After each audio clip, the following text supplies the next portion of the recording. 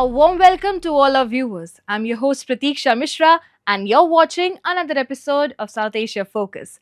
Let's begin the show.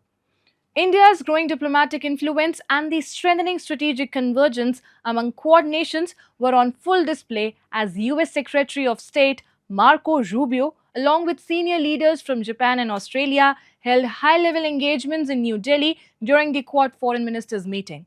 From expanding India US cooperation to advancing a shared vision for a free and open Indo Pacific, the meetings highlighted New Delhi's increasingly central role in shaping regional security and global diplomacy. Here's a report. Amid rising geopolitical tensions, New Delhi has emerged as a key center of global diplomacy. US Secretary of State Marco Rubio met Prime Minister Narendra Modi and External Affairs Minister Dr. S. Jaishankar to strengthen cooperation in defense, trade, technology, and energy. Discussions also focused on regional stability and peaceful conflict resolution.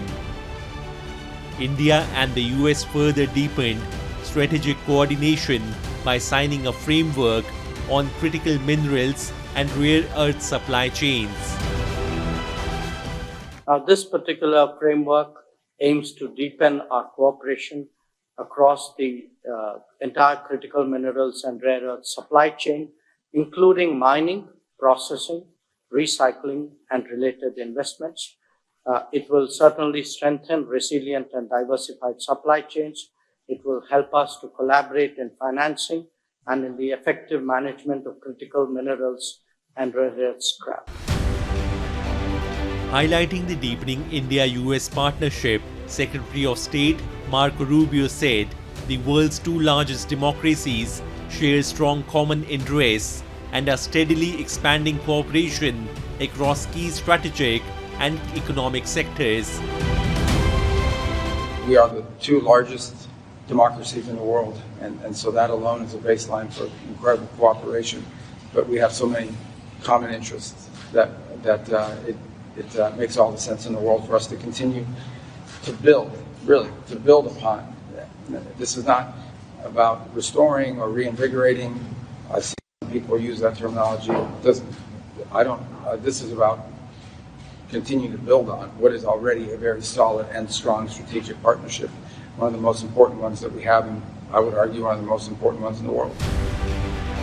The high-level engagements coincided with the Quad Foreign Ministers meeting in New Delhi, bringing together leaders from India, the United States, Australia, and Japan.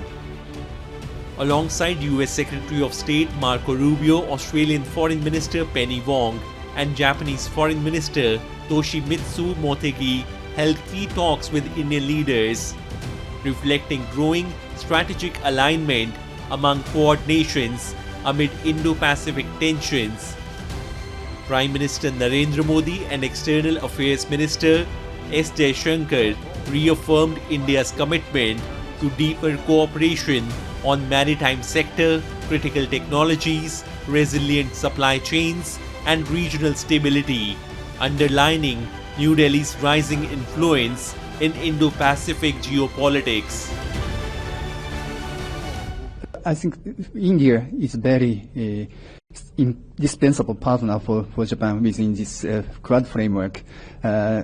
We recognize the India's significance, geopolitical significance, which is located in the middle of the Indo-Pacific, Indian Ocean Pacific region. So we'd like to collaborate with India in order to realize so-called FOIP, free and open Pacific. And I think that India can play a central role in doing so. As the Quad sharpens its focus on practical cooperation, experts believe the grouping is moving towards a more action-driven framework. Greater emphasis on maritime security, resilient supply chains, critical technologies, and infrastructure reflects the Quad's push for concrete outcomes amid rising strategic competition in the Indo-Pacific. I think earlier what we saw during the time of Mr. Biden when summits were taking place that the ambit, the umbrella of the Quad was becoming too large and a little too unmanageable. And in terms of deliverables, we were not really seeing many results. But hopefully now that there are limited number of initiatives and all the countries are committed to those, hopefully we'll be able to see better results. But then I think the decisions have to be welcomed, but we have to clearly and carefully watch the outcomes also. The Quad meetings in New Delhi underline India's rising diplomatic role and deepening partnerships with major democracies. As cooperation expands in key strategic areas, the real test will lie in translating these commitments into concrete, on-ground outcomes for regional stability. Moving on. Sri Lanka's tea industry, a vital pillar of the country's export economy and rural employment, is facing renewed pressure as tensions linked to the Iran crisis disrupt key Middle Eastern markets. With exports falling sharply and demand from major buyers like Iran effectively halting, producers are grappling with weaker prices, logistics bottlenecks, and reduced shipments across the Gulf region. The impact is now being felt from auction floors to plantation communities, raising concerns for livelihoods and export stability. Escalating tensions linked to the Iran crisis are sending shockwaves through global trade routes. And one of the unexpected casualties is Sri Lanka's world-famous tea industry. The island nation, which depends heavily on tea exports as a major foreign exchange earner, has seen shipments fall sharply, down 17.3% year-on-year in March to around $114.75 million. Middle Eastern countries, which account for nearly half of Sri Lanka's Ceylon tea exports, have become a major point of concern for exporters. Iran, one of the key buyers of Sri Lankan tea, has seen demand effectively come to a halt since late February. The disruption has not only affected sale volumes but also pushed down prices at local tea auctions. 28th of February is when it happened. So the following auction, there was a drop in tea prices, which would have been, like about 20% drop in the prices, as well as there were about 20% teas which was not sold at the auction. So that's how it started. Since then, things have changed. There has been more demand. I wouldn't say it's from Iran. Iran is fully stocked, but there is other markets which has bought our teas, and gradually we see week in, week out improvement for the demand at the auctions. While exporters say some demand has returned from alternative markets, the broader picture remains uneven. According to Sri Lanka's Export Development Board, exports to Iraq have fallen by 38%, while shipments to the United Arab Emirates have plunged by as much as 93%. Industry leaders say the shock is being felt beyond trade figures, extending into logistics, supply chains, and hospitality demand across the Gulf region, traditionally a strong market for premium Ceylon tea. We have seen a challenge in terms of logistics, supply chain, both raw materials and in terms of our export logistics. So while there is no change in consumption patterns, certainly in the Gulf, the hospitality is affected, Dubai, Saudi and so on, significant markets for premium hospitality, all affected by the ongoing crisis. That is probably the significant effect. Our challenge is more of getting the exports out because of the freight rate increases, which has been phenomenal. So those are the challenges, and some shipping lines not able to take cargo. So that has resulted in about 10 to 15% drop in exports during March. Behind the trade figures, the pressure is being felt most acutely in Sri Lanka's Central Highlands, where tea estates employ more than 2 million people directly and indirectly. For many plantation workers and their families, tea is not just an export commodity, it is the backbone of household income. Reduced demand and falling prices mean fewer working days, tighter wages, and growing uncertainty in communities already struggling with rising living costs. Time now for Asia This Week, the stories from across the continent.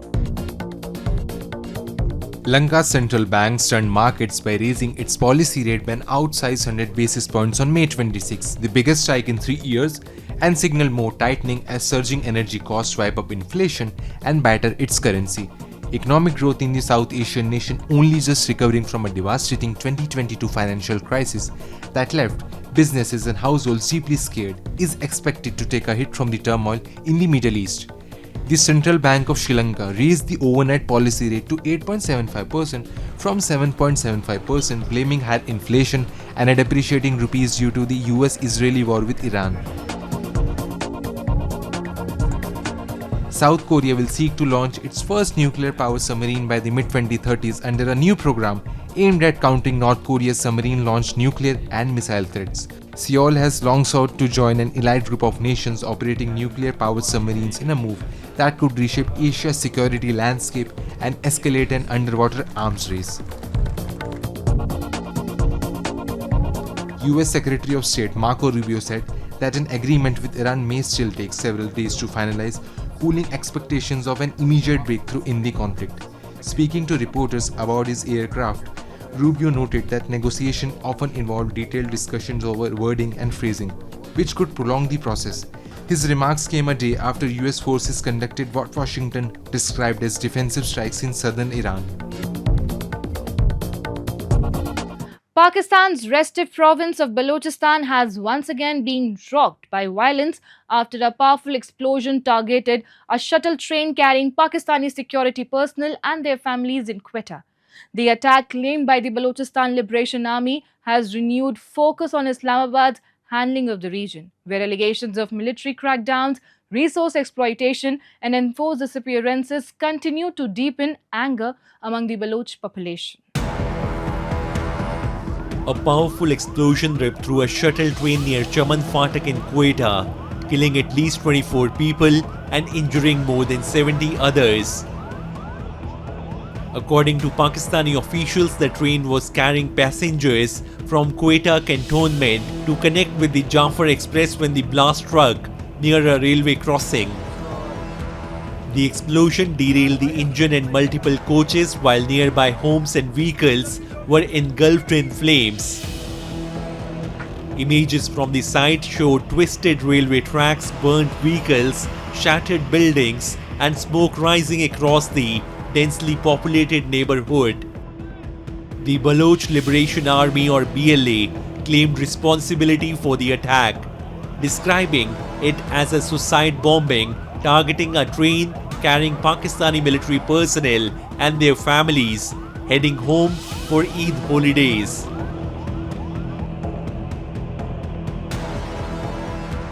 बिल्कुल करीब था, ये पटरियों के पास ही था, बिल्कुल बस हमें खुद यकीन नहीं आ रहा कि हम कैसे बचे। बिल्कुल करीब था, 2-3 कदम पे सामने ही है, 2-3 कदम पे इतना बड़ा ब्लास्ट के पूरा हम लोग जल गए। तो शुक्र है अल्लाह का हम बच गए। ये हमारी गाड़ियों का हाल देखे, मेरी अपनी गाड़ी भी जली है, करोड़ों रुपए की गाड़ियाँ इधर खड़ी थी, वो जो बिल्कुल जल गई। हमारे इतने नुकसानात हुए। The latest attack underscores the deteriorating security situation in Balochistan, a province that has remained in conflict with the Pakistani state for decades. Despite being rich in natural gas, coal, copper, and other mineral reserves, Balochistan remains Pakistan's poorest region, with limited access to healthcare, education, and basic infrastructure. Baloch have long accused Islamabad of exploiting the province's vast natural wealth while denying political rights and economic opportunities to local communities. Human rights organizations have repeatedly raised concerns over allegations of enforced disappearances, extrajudicial killings, and military crackdowns in the province. Analysts say the unrest has intensified further under the China-Pakistan Economic Corridor or CPEC, which many Baloch activists describe as a project benefiting Pakistan's political and military elite while marginalizing the indigenous population. The strategically important Gwadar port, once projected as a major economic hub, continues to face instability amid growing local anger over unemployment and displacement. Over a period of time, it became that the natural resources which were taken from there were not been compensated in terms of the infrastructure development of the region. So people started feeling more and more that they are being exploited, their resources are being exploited, and they started protesting or asking for more rights. The Pakistani state, instead of looking at it as an economic and a social issue, came down with a heavy hammer and its military went in and started to suppress any dissent. The people in Balochistan see the CPEC corridor and they see no benefits coming to them. They see portions of their country cut off for them because of security. They're not allowed to go near that perimeter of this, port yard or some security points or where the Chinese are staying. So they increasingly feel that they're being, pushed back within their own home grounds. The Quetta train attack comes just months after the dramatic hijacking of the Jafar Express by BLA insurgents earlier this year, an incident that exposed serious vulnerabilities within Pakistan's security establishment. Meanwhile, violence has continued to spread across both Balochistan and Khyber Pakhtunkhwa, where anti-state attacks have intensified against Pakistani security forces. Islamabad has repeatedly blamed external actors, including Afghanistan and India, for fueling the insurgency. However, critics argue that Pakistan's long-standing policies, heavy militarization and political suppression have deepened alienation among ethnic communities in the region. Quetta is heavily militarized. Okay, and for this bombing to happen in the militarized area is a success of sorts for the militants. So it's a major strike to the, a blow even to the prestige of the Pakistan army, that it could not prevent the killing of its soldiers. I think they were going on a holiday with their families and children, right? And secondly, before this strike also, there have been, I think about a month ago, a series of urban attacks across 12 cities or across 8 cities and 12 locations in Balochistan, which indicate a growing sophistication in terms of planning and execution. So this is the message that is going out there, that Pakistan, whatever it seems to be doing, is not being able to handle the situation. The insurgency, the dissatisfaction is growing by leaps and bounds. For many Baloch activists and local communities, decades of political exclusion, resource exploitation, and alleged state repression have only deepened calls for greater autonomy and resistance against Islamabad's control. Analysts warn that unless the underlying grievances of the Baloch people are addressed through political engagement and accountability, the province is likely to remain trapped in a dangerous cycle of violence and instability. In Kochi's Jewtown, a small embroidery shop reflects lasting communal harmony. After Jewish artisan Sarah Cohen's passing, her legacy is preserved by Taha Ibrahim, a Muslim who worked with her for years and treated her like a family. Now he and his son continue her craft, keeping alive traditions that transcend religion and highlight deep interfaith bonds.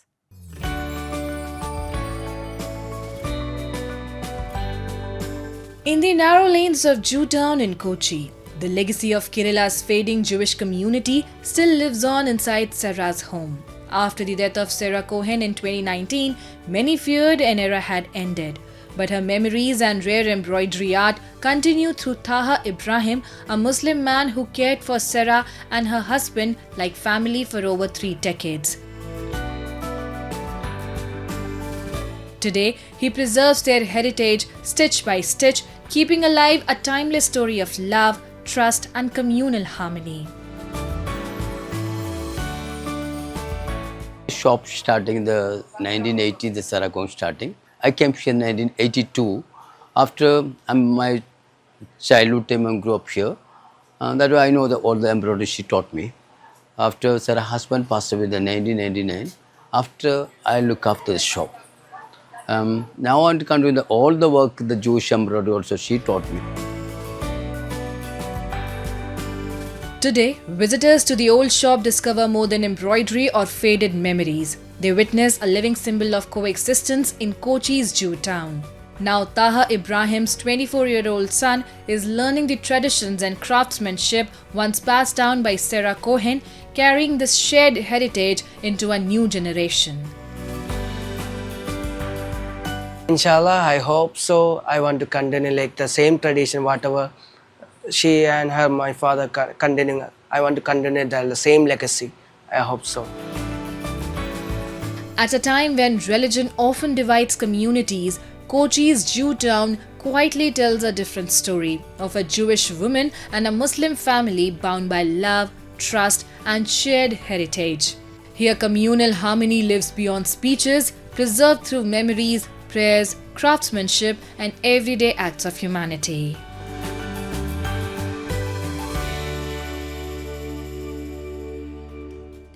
In Jewtown, tradition continues beyond boundaries of faith. And with that, we come to the end of this week's episode. See you next week. Till then, goodbye and take care.